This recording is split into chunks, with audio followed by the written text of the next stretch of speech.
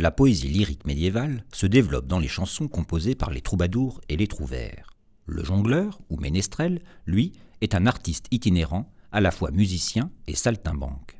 Il joue des danses, qui sont les premières formes de musique instrumentale pure. Dans les palais, les cours seigneuriales, dans les foires et sur les marchés, les jongleurs interprètent les chansons des trouvères ou des troubadours en s'accompagnant d'un instrument. On distingue les hauts et les bas instruments. Les hauts instruments sont réservés pour le plein air. Cette danse, accompagnée par le rythme des tambourins, instruments à percussion, est jouée par deux chalémis, instruments à vent et à hanches doubles dont le son est beaucoup plus puissant que celui de la flûte à bec.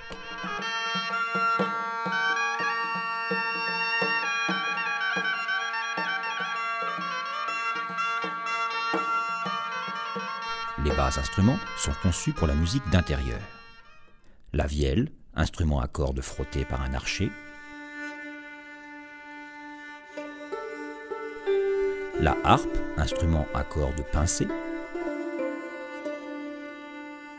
Et la flûte à bec, instrument à vent. Sur la note tenue, ou bourdon, de la vielle, la harpe joue la mélodie. Puis, les rôles s'inversent. Le bourdon est joué par la harpe sous forme de notes arpégées répétées, tandis que la vielle et la flûte à bec reprennent la mélodie.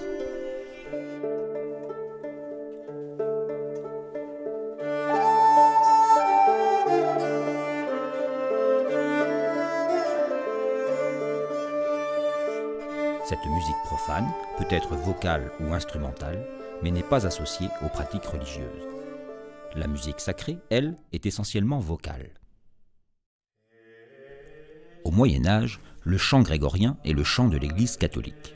C'est un genre musical qui appelle au calme, au recueillement, à la contemplation intérieure. Il est chanté à l'unisson, c'est donc un chant monodique. Il est également chanté a cappella, c'est-à-dire sans accompagnement d'instruments. Pendant plusieurs siècles, le chant grégorien était transmis par tradition orale. Puis apparaît un système de notation rudimentaire. Quelques signes appelés neumes, placés au-dessus du texte, permettent au chantre de retrouver la mélodie. Il s'agit alors d'un simple aide-mémoire qui n'indique pas la hauteur précise des notes. Peu à peu, le système de neumes se perfectionne, ceux-ci deviennent des notes ou groupes de notes qui seront placés sur une portée de 4 lignes. Le chant grégorien trouve son origine dans la récitation chantée des psaumes ou psalmodies.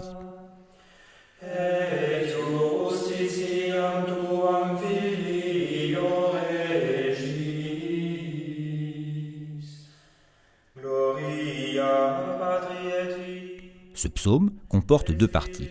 Dans chacune d'elles, le chœur répond au soliste. C'est ce qu'on appelle le chant responsorial.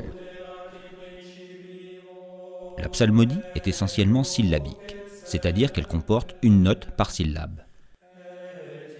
On prend l'habitude de faire précéder et suivre le psaume d'une pièce mélodique appelée antienne, plus riche musicalement.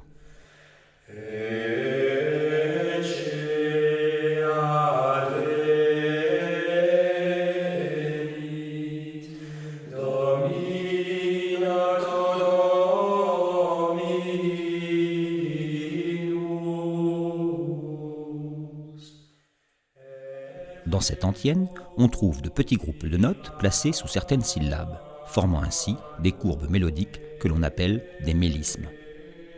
On distingue donc le chant syllabique, une note par syllabe, du chant mélismatique, un groupe de notes pour une syllabe. Le chant grégorien est à l'origine de toute la musique liturgique catholique.